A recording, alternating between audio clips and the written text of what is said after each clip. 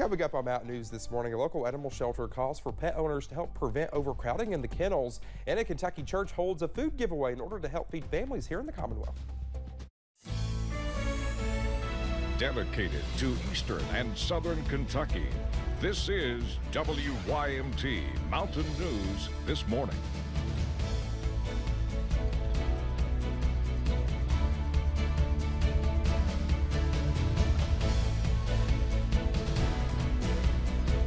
Good morning. It's almost 6:30 here on this Monday morning. I'm Dakota Makris. Good morning to you.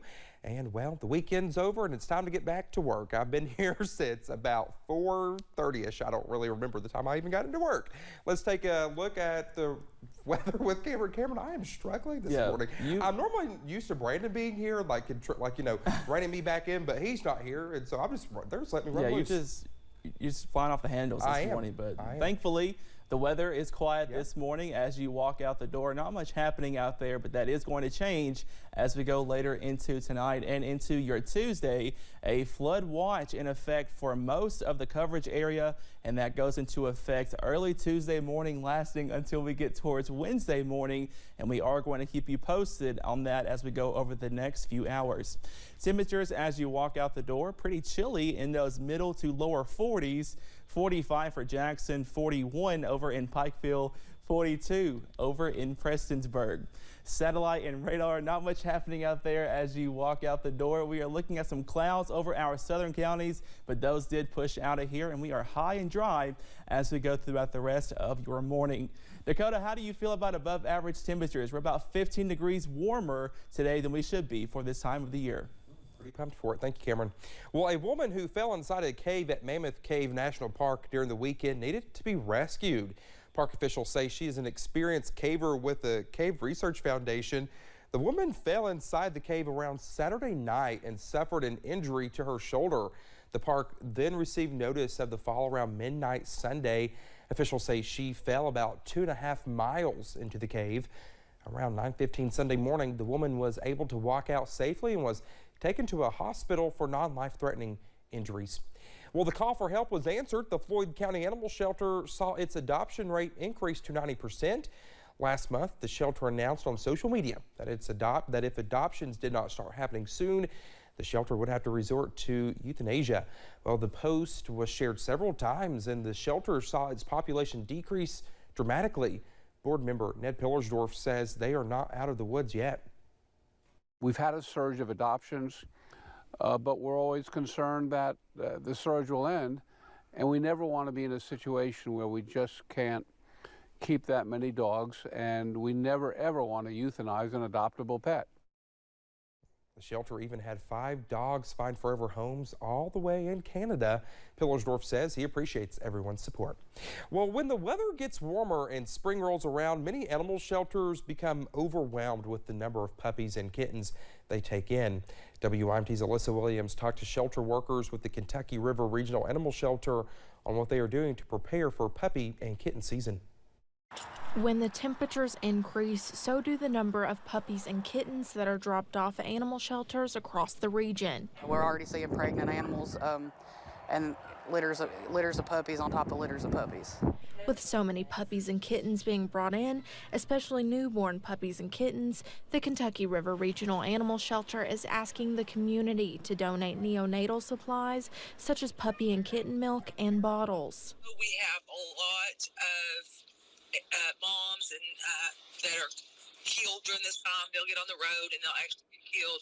They'll have puppies or kittens that are just days old or a week or two old still nursing, and the shelter during this time desperately needs volunteers to help with feeding those. Both Tammy Noble and Minnie Owsley at the shelter say the best way to prepare for puppy and kitten season is to spay and neuter your animals. A lot of people think that it's this big costly thing, and depending on where you go, it can be, but it's a lot more expensive to have an emergency C-section for a dog when you could have paid probably half of that and got her fixed in the first place.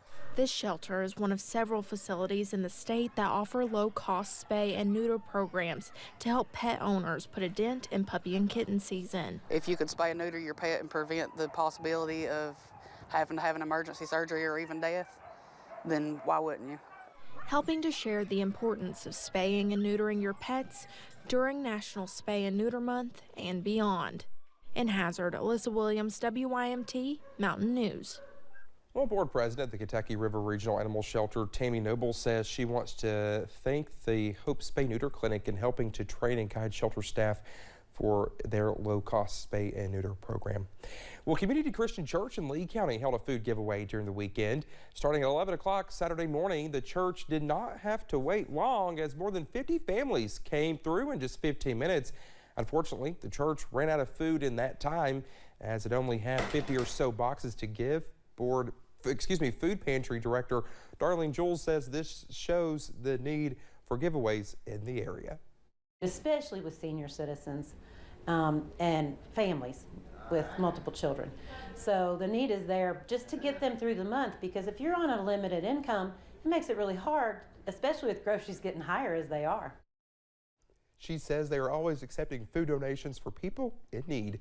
Well, the famous Aunt Jemima image was on pancake boxes and syrup bottles across America for decades. The woman who brought the Aunt Jemima brand to life was Montgomery County native Nancy Greene. Greene was born enslaved to the Walker family in Montgomery County. In her late 50s, she got the job of flipping flapjacks at the Chicago World's Fair, where she reportedly sold 50,000 boxes.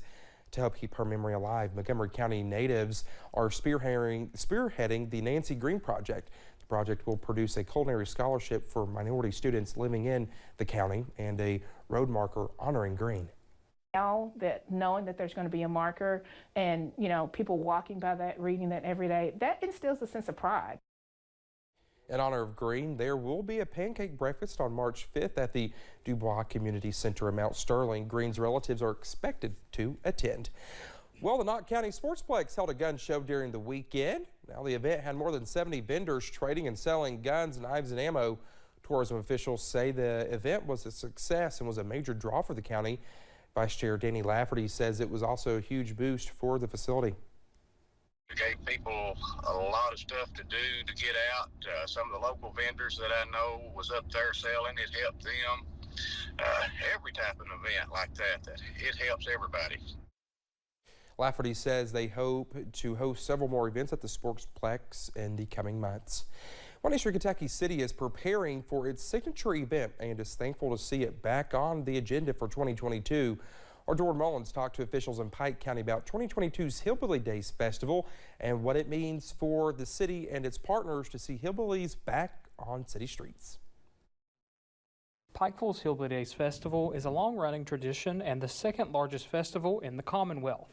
But for the last 2 years, Eastern Kentucky has been without the historic event. 1977 was the first year. It's gone on continuously through 2019, and then in 2020 and 2021, unfortunately, we had to cancel that because of the pandemic.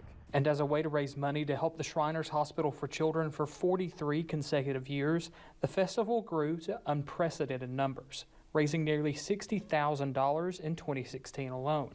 It started as a collaboration between the Shriners, then the city and the county, of course, and it was hosted in Pikeville, and it's just grown from that point till now.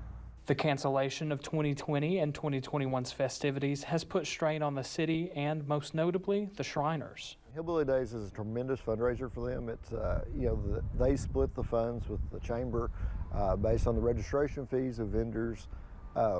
So not having had that festival has created quite a difference for them in their fundraising abilities every year. But the city recently announced that 2022's Hillbilly Days Festival is currently in the works and is scheduled to make a comeback in late April. This year we are, barring any unforeseen circumstances, the rise of another variant or something of that nature, we certainly intend to host the festival. Wonderful news for the Shriners, as well as the hillbillies that call the festival home. In Pikeville, Jordan Mullins, WYMT Mountain News.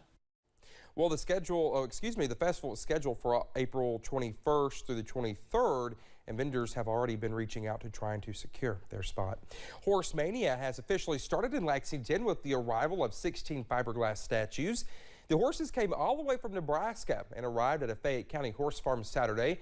Out of 400 submissions, LexArts chose a group of artists to decorate Lexington's favorite animal.